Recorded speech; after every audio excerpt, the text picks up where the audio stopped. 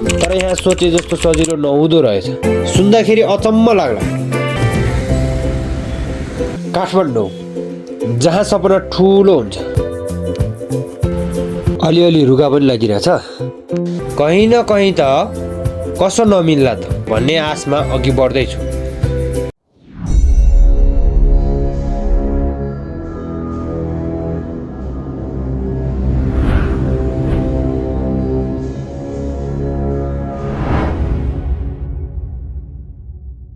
Hello everyone, स्वागत छ तपाईहरुलाई मेरो ब्लगमा।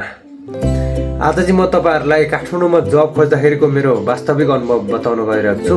अलिअलि रुगा पनि लागिरहेछ।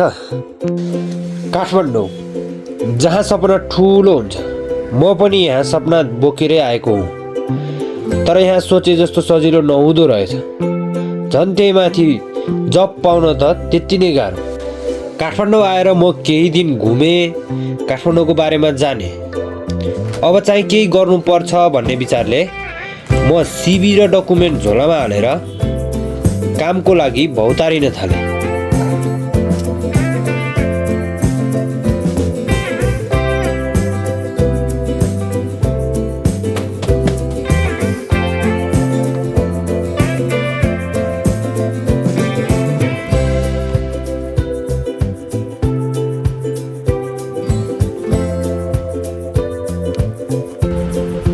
हरेक अफिस र जब सेन्टर धाउन थाले, तर भने जस्तो कहीँ भएन।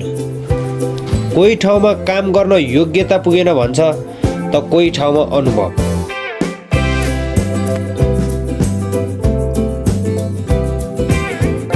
सुन्दाखेरि अचम्म लाग्ला, तर बारम्बार अस्वीकृति पाउँदा र सुन्दा मन निकै भारी हुन्छ।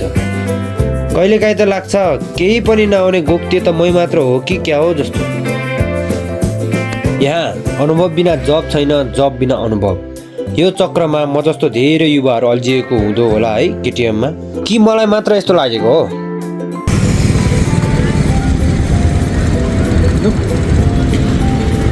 जब पायो कान्छ योग्यता पुगेन रे। अनि योग्यता नपर्ने त त्यहीँ पर पाएको थियो त। यहाँ फेरि अनुभव चाहिने रे के।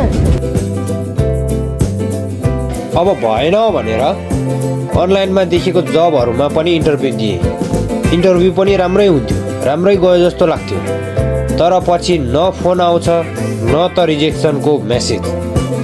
त्यसपछि हार मान्न थाल्छ।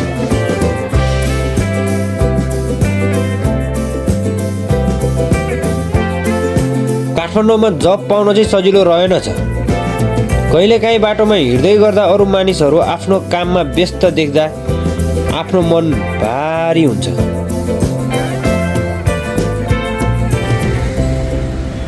घरबाट फोन आउँछ, काम पाइस कान्छ, र जवाब सधैँ त्यही हुन्छ, छैन। यही क्षणले मलाई सबैभन्दा धेरै दुखी बनाउँछ। किनकि सपना अझै बाँकी छ, तर हात भने खाली।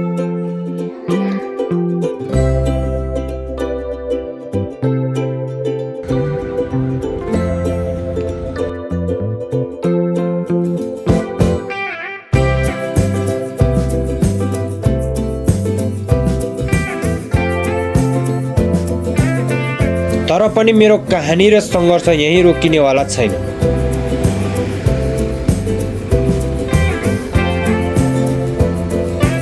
किनकि आज असफल भए भन्दैमा म सकिएको भने होइन।